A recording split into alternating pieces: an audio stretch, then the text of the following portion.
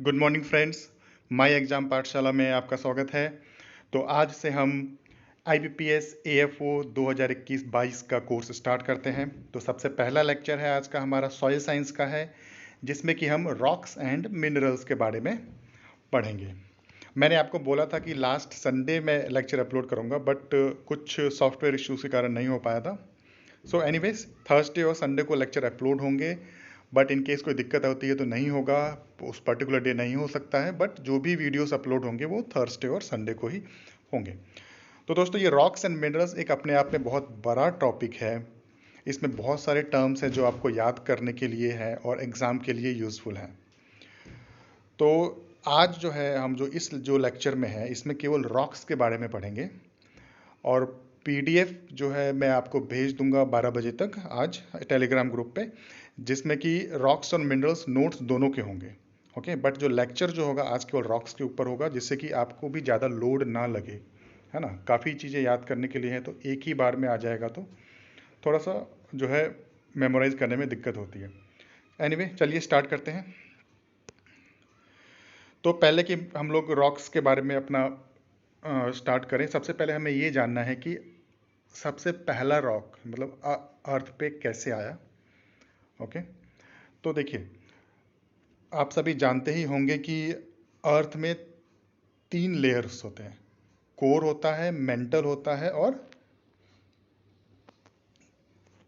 Crust होता है। जो सबसे ऊपर वाला पोर्शन होता है अर्थ का, वो क्रस्ट होता है। उसके नीचे जो होता है मेंटल होता है, और सबसे नीचे कोर होता है। कोर को भी 2 पार्ट्स में डिवाइड किया गया, आउटर कोर और इनर कोर में। तो जो क्रस्ट होता है वो सॉलिडिफाइड फॉर्म में होता है, जो ऊपर वाला पोर्शन ये जो होता है, जैसे देखिए यहाँ पे दिख रहा है ना, इसमें क्या है, ये 100 किलोमीटर तक थिक हो सकता है क्रस्ट। ओके, 5 किलोमीटर से लेकर के 100 किलोमीटर तक, कहीं कहीं पे ज़्यादा थिक होता है तो 100 किलोमीटर तक थिक होता है। थिकनेस मतलब उसकी डेप्थ।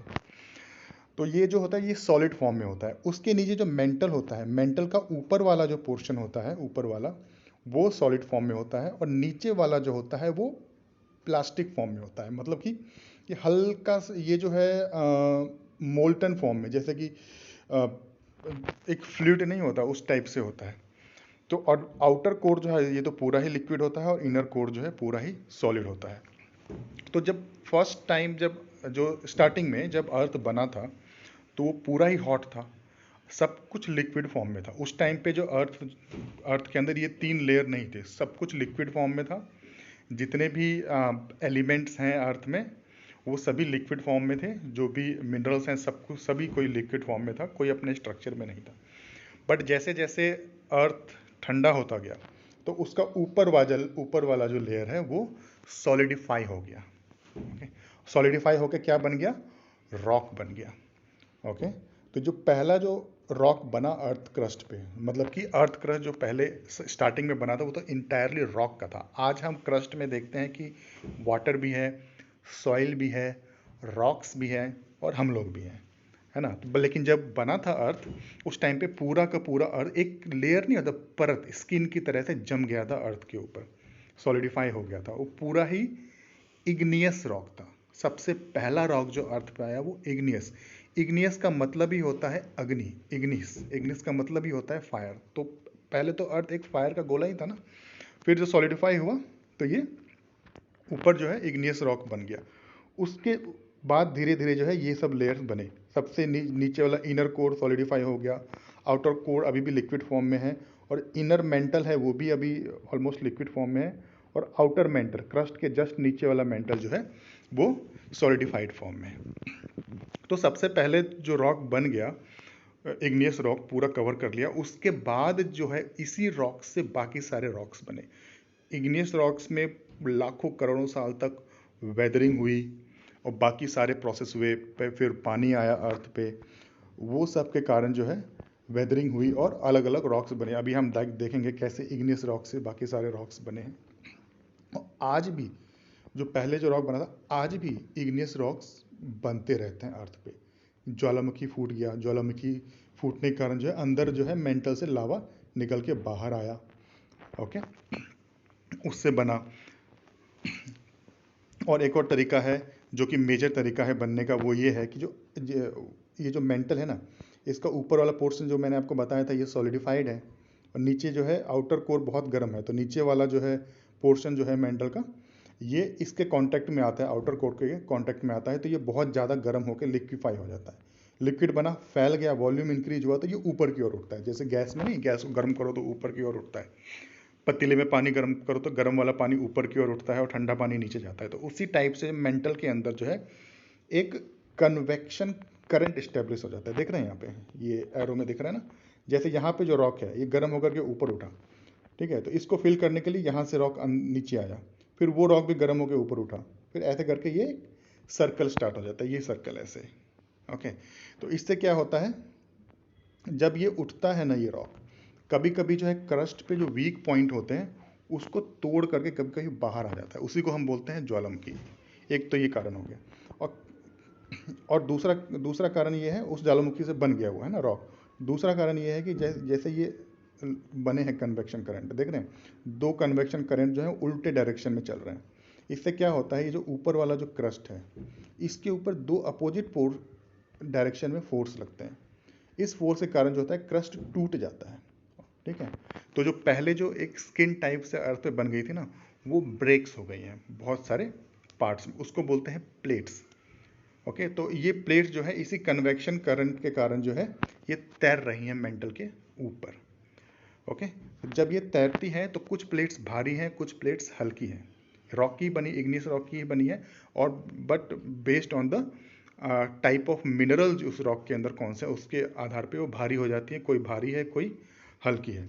तो जब दो प्लेट्स टकराती हैं, जब convection currents opposite same direction में है, तो दो प्लेट्स टकराएंगी। जब दो प्लेट टकराती है तो भारी वाली नीचे आ जाती है और मेंटल के अंदर आ जाती है ना, सड़क के, और ये हल्की वाली इसके ऊपर चली जाती है।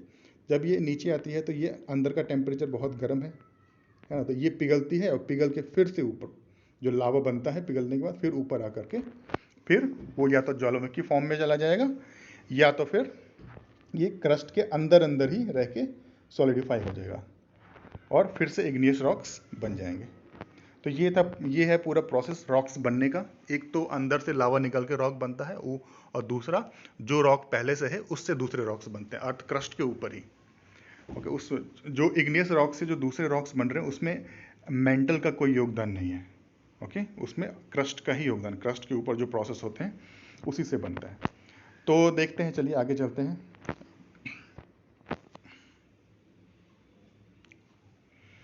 तो इससे पहले कि रॉक्स को स्टार्ट करें तो हम देख लेते हैं पहले कौन कौन से जो एलिमेंट्स हैं अर्थ के ऊपर मेजर फॉर्म में पाए जाते हैं।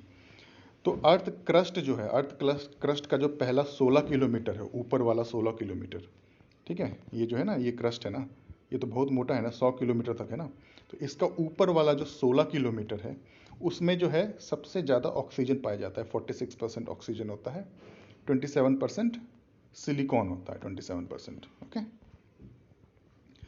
उसके बाद 8% तीसरे नंबर पे एल्यूमिनियम है, फिर आयरन है,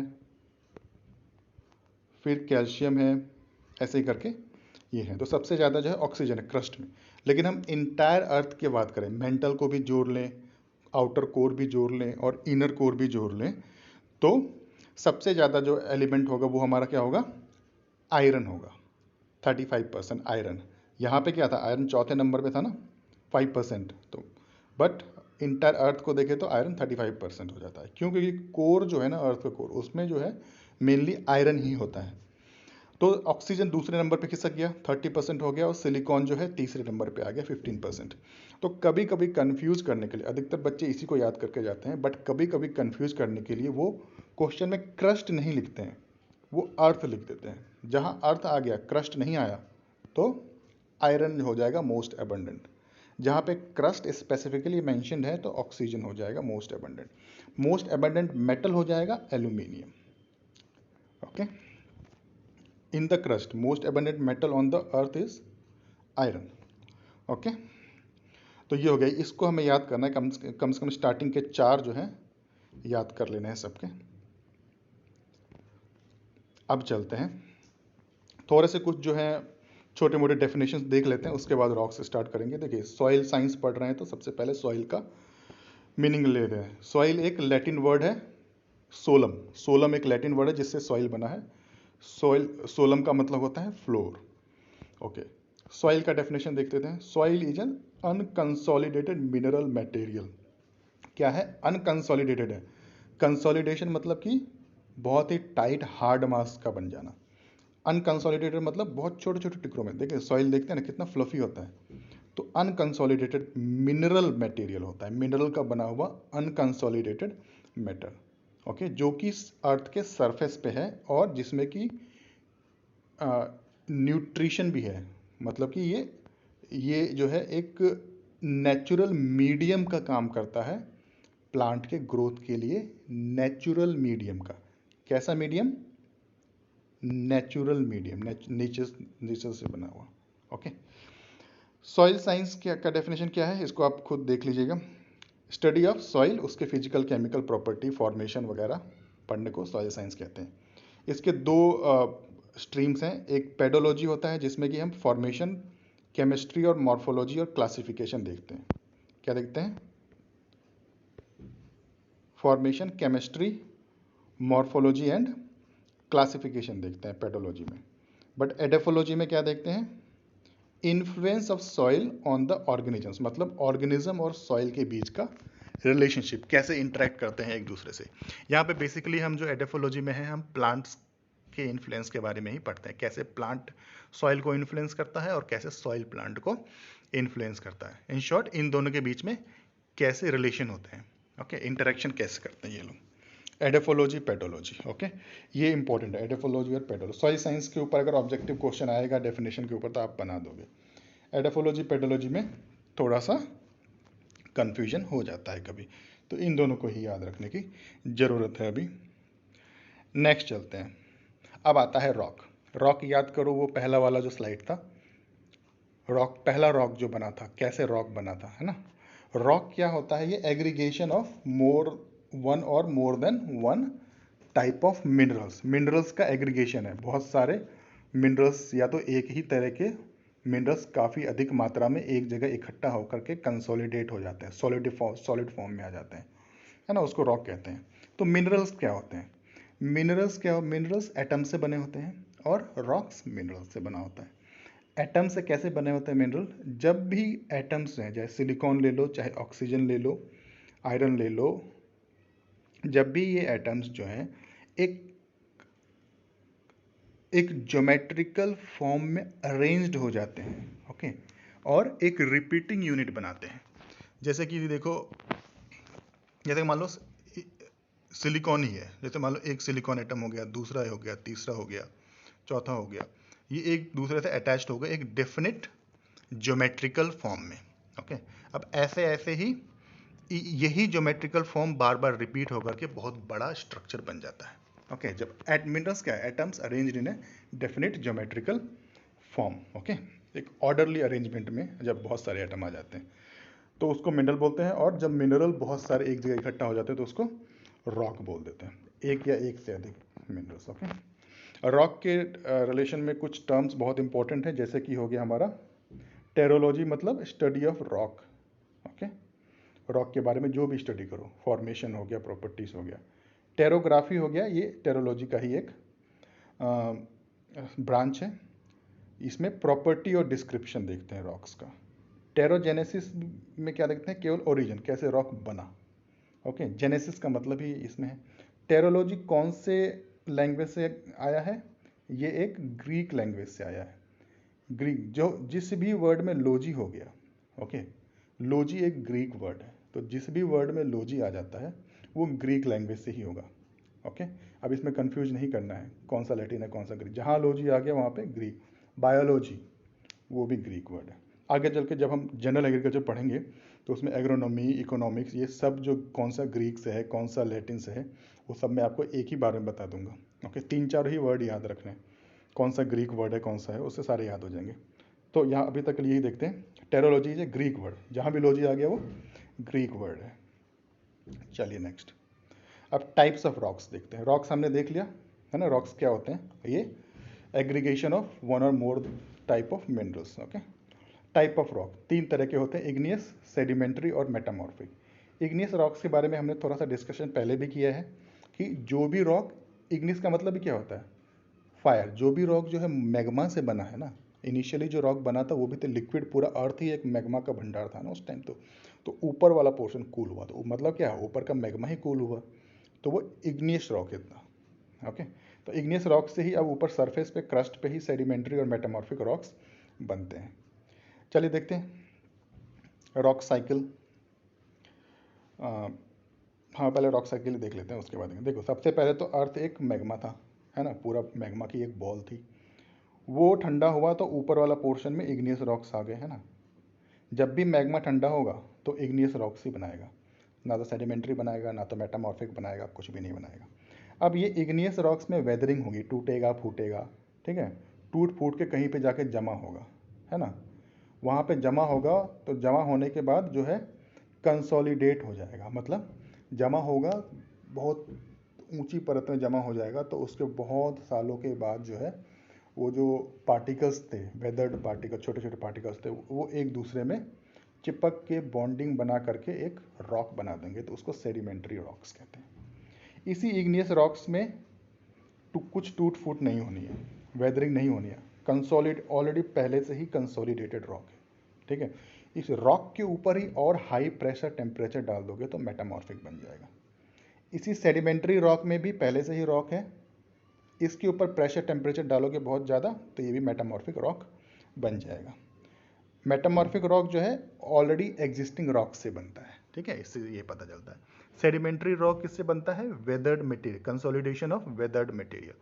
ओके, चाहे वो मेटामॉर्फिक रॉक में वेदरिंग हो जाए उसके बाद कंसोलिडेशन हो जाए, या तो इग्नियस रॉक्स में वेदरिंग होकर के फिर कंसोलिडेशन हो जाए, तो सेडिमेंट्री रॉक्स बन जाएगा।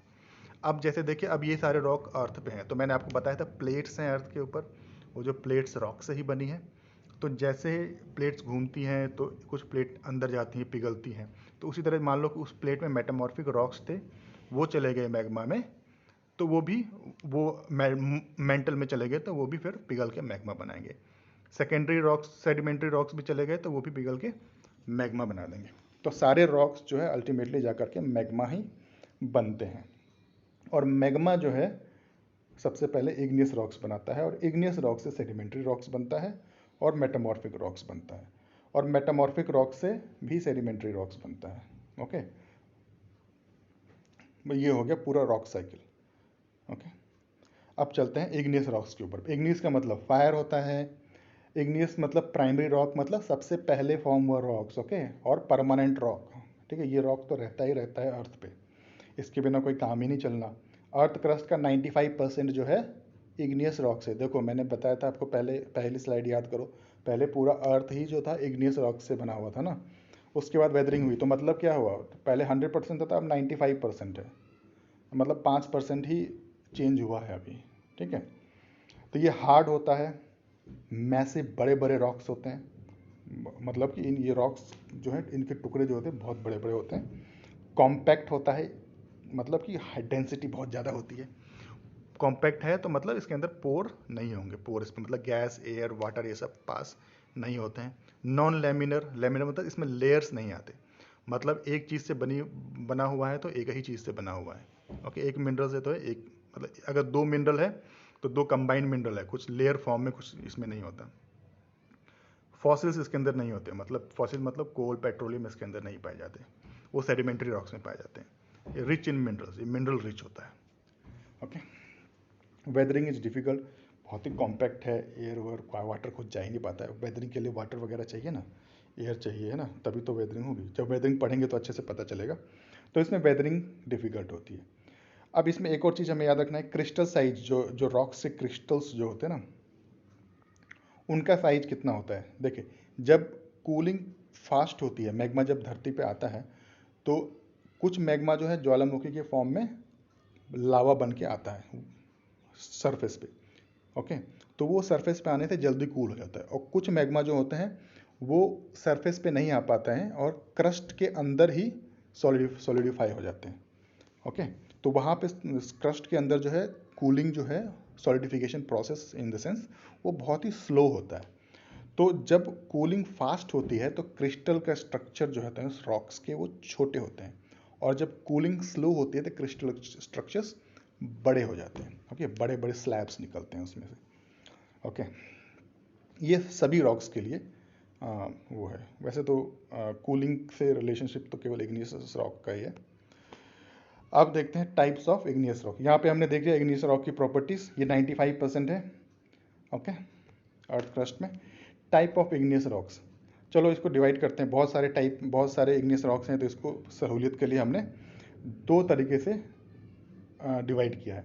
One is based on the mode of origin and one is based on the chemical property. Mode of origin मतलब कैसे ये बना है, तो इसके दो टाइप्स के होते हैं, इंट्रूसिव और एक्सट्रूसिव। एक्सट्रूसिव मतलब वही वॉल्केनिक, अगर लावा वॉल्केनो के थ्रू बाहर आता है, लावा मतलब मैग्मा। देखिए मैग्मा जो मेंटल में जो है, सरफेस के नीचे जो कोई भी मोल्टन फॉर्म में है वो मैग्मा हुआ। जैसे ही वो सरफेस के ऊपर आता है ना, तो उसको लावा बोल देते हैं। तो एक्सट्रूसिव रॉक्स होते हैं जो कि लावा के फॉर्म में बाहर आता है मैग्मा और वो सॉलिडिफाई हो जाता है। इंट्रूसिव रॉक्स होते हैं जब मैग्मा सरफेस पे नहीं आ पाता है और क्रस्ट के अंदर ही लेयर बना करके सॉलिडिफाई हो जाता है। तो इंट्रूसिव रॉक्स दो तरह के होते हैं, प्लूटोनिक और हाइपोबेसल। इसके बारे में देखते हैं। प्लूटोनिक मतलब अगर वो जो है मैग्मा जो है 2 किलोमीटर से भी नीचे सॉलिडिफाई होता है, क्रस्ट के 2 किलोमीटर से भी नीचे सॉलिडिफाई होता है, मतलब सरफेस से 2 किलोमीटर से नीचे सॉलिडिफाई होता है, तो उसको प्लूटोनिक बोलते हैं। और 2 किलोमीटर से कम गहराई में सॉलिडिफाई होता है तो उसको हाइपरबेसल बोलते हैं। चलिए, केमिकल प्रॉपर्टीज पे तीन टाइप के हैं, फेल्सिक और एसिडिक। ओके, इंटरमीडिएट और न्यूट्रल, मैफिक और बेसिक। ये फेल्सिक को ही एसिडिक बोलते हैं, ठीक है। तो अल्टीमेटली हम कह सकते हैं एसिडिक, बेसिक और न्यूट्रल फॉर्म में। अब चलते हैं इंट्रूसिव। इंट्रूसिव मैंने आपको पहले ही बताया कि अंदर सॉलिडिफाई होता है, सरफेस पे नहीं आता है। ओके, अंदर होता है, स्लो सॉलिडिफाइंग होती है, तो इसलिए लार्ज क्रिस्टल, बड़े बड़े स्लैब्स निकलते हैं इसके। ओके, ये दो तरह के होते हैं, प्लूटोनिक 2 किलोमीटर से नीचे, ओके, हाइपरबेसल 2 किलोमीटर से ऊपर। तो इन दोनों में देखिए ये थोड़ा नीचे सॉलिडिफाई हो रहा है ना, इसमें कूलिंग ज़्यादा स्लो होगी तो ये इसके स्लैब्स बड़े बड़े बनेंगे। ओके, यहाँ पे हाइपरबेसल थोड़ा ऊपर सॉलिडिफाई हो रहा है तो इसके इससे छोटे होंगे, है ना। तो इसके प्लूटोनिक के एग्जांपल है ग्रेनाइट और गेब्रो। हाइपरबेसल के हैं डायबेस, जिसको कि डोलेराइट भी बोलते हैं। ओके, फिर डायोराइट एंड माइक्रोग्रेनाइट। ये सारा जो है अभी याद करने की जरूरत नहीं है, अभी आगे स्लाइड में टेबुलर फॉर्म में दिया हुआ है, वो याद हो जाएगा ग्रेनाइट वगैरह का।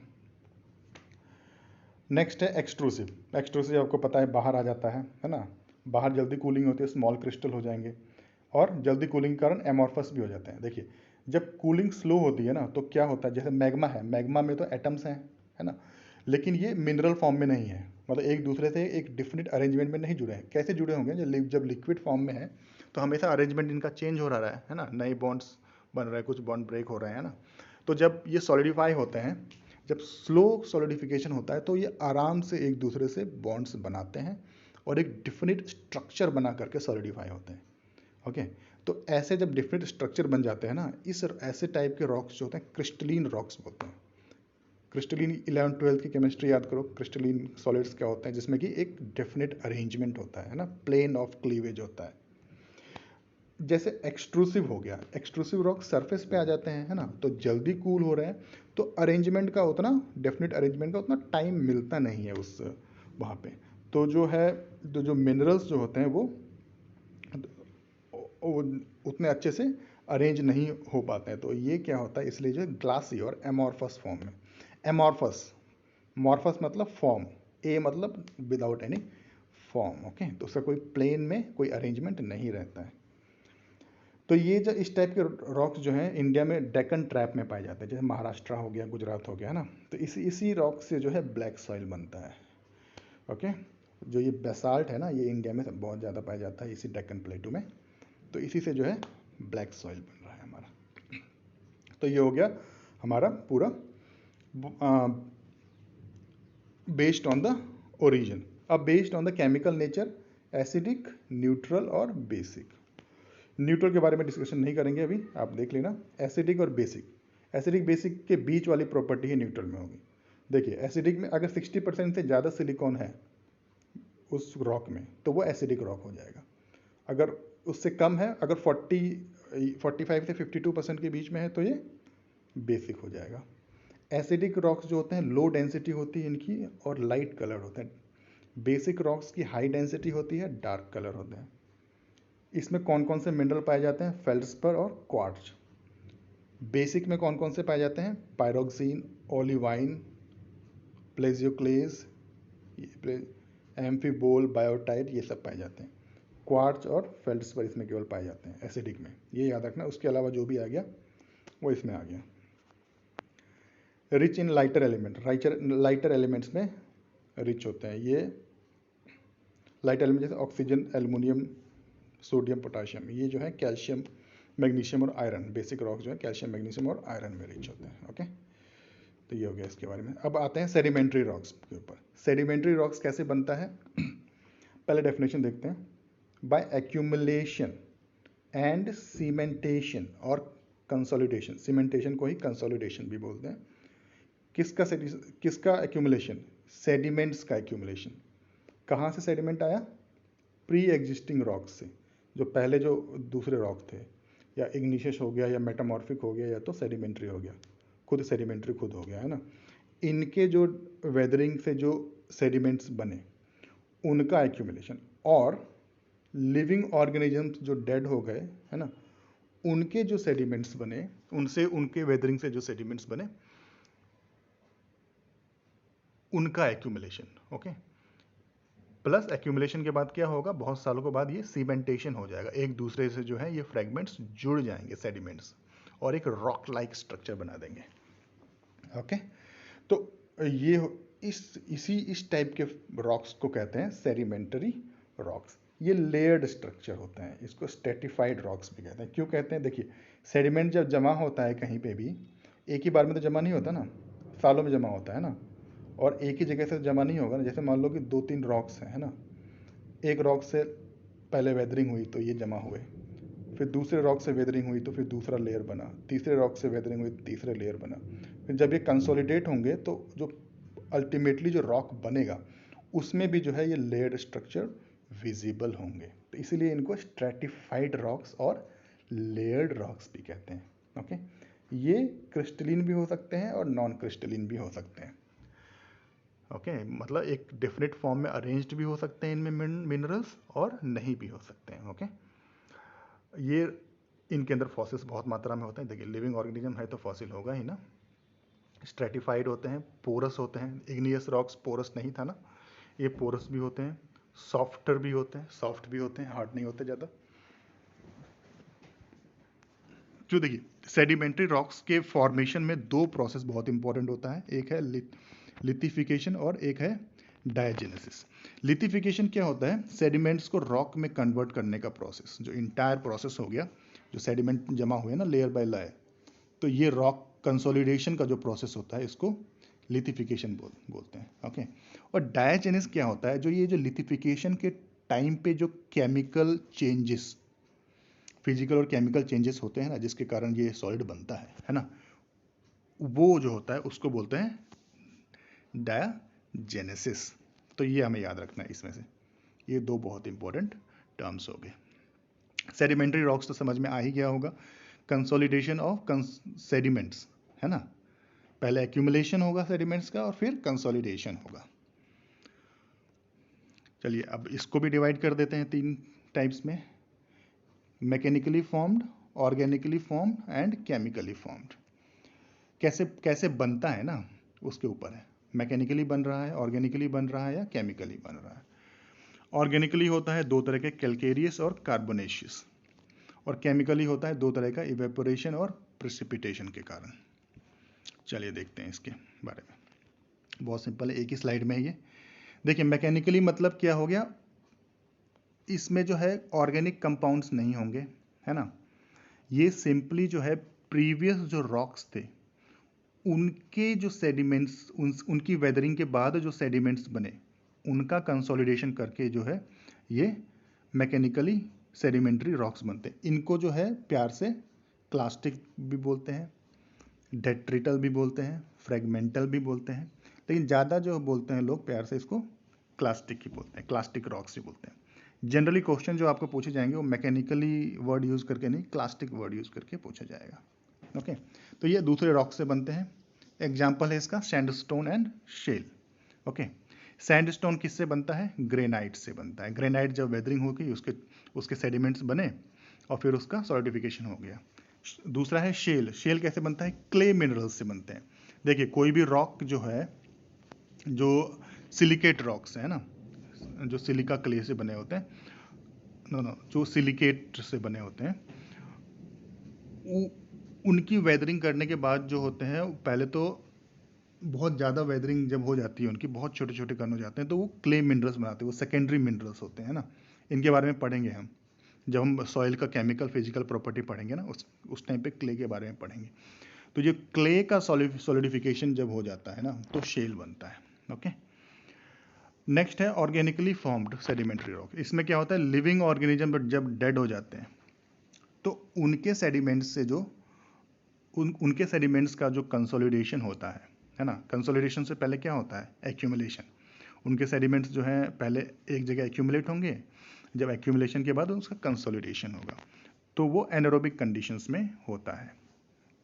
तो इसीलिए जो है ये रॉक्स बन जाते हैं।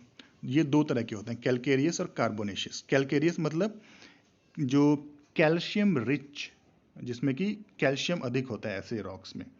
जैसे कि मान लो कोरल्स होते हैं ना सी के अंदर, कोरल्स में क्या होता है? कैल्शियम होता है ना। जब ये कोरल्स मर जाते हैं तो इनका सेडिमेंटेशन होता है सी के अंदर ही, और सेडिमेंटेशन के बाद कंसोलिडेशन होकर के जब रॉक बनेगा तो वो उसमें कैल्शियम की मात्रा अधिक होगी, है ना। तो वैसे टाइप के रॉक कैलकेरियस रॉक्स बन जाते हैं।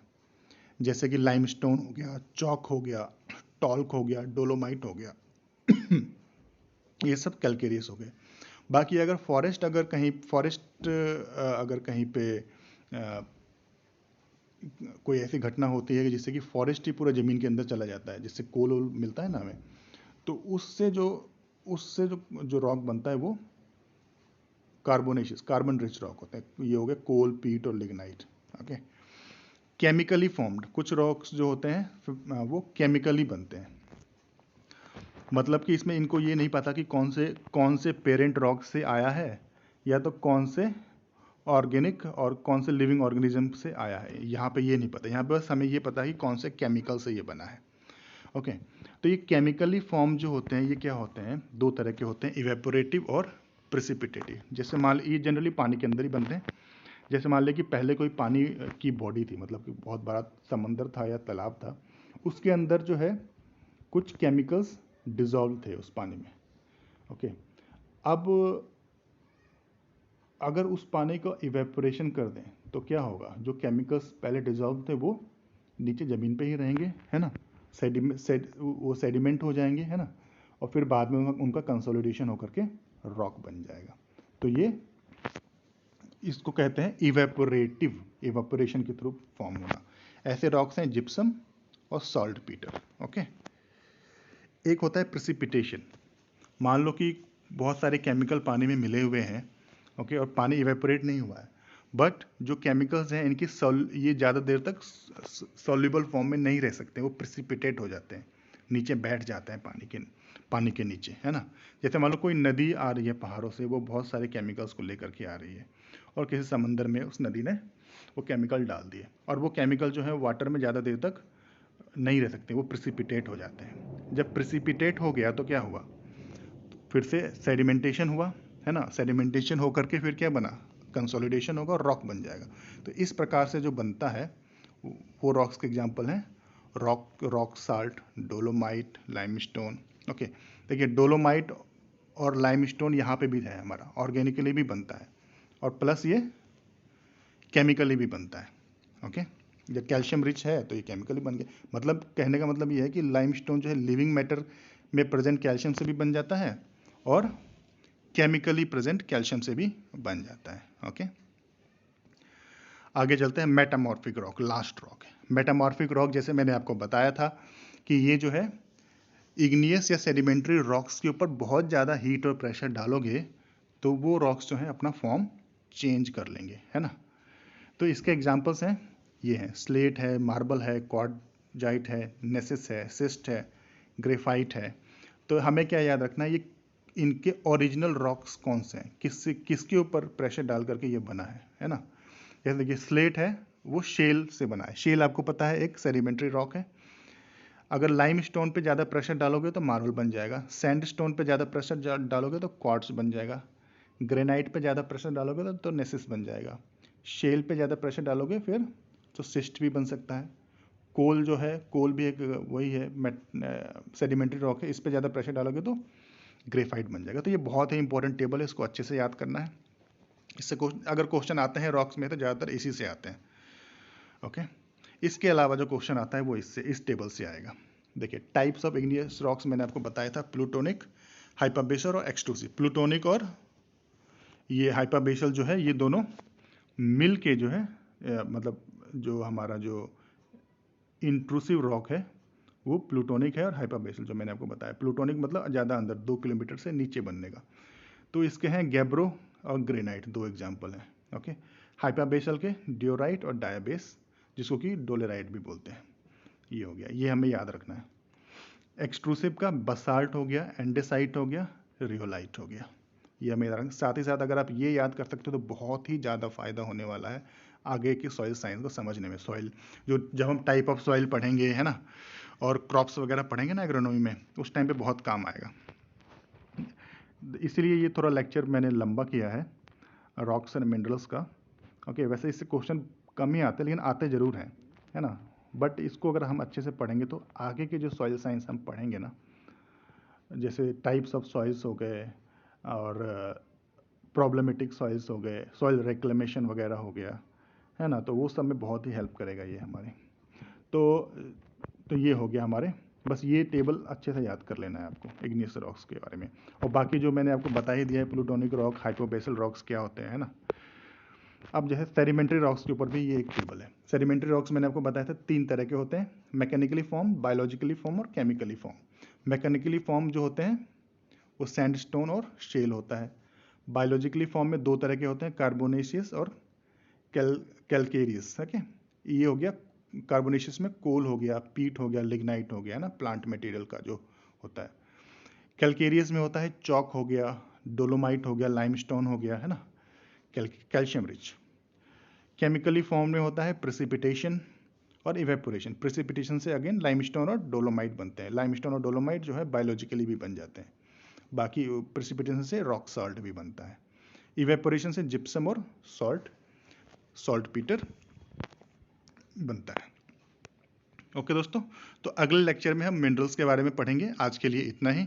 ये थोड़ा लंबा मैंने इसीलिए रखा है कि ये आगे जाकर के बहुत ही इम्पोर्टेंट है, इसलिए आप थोड़ा पेशेंसली इसको पढ़िए।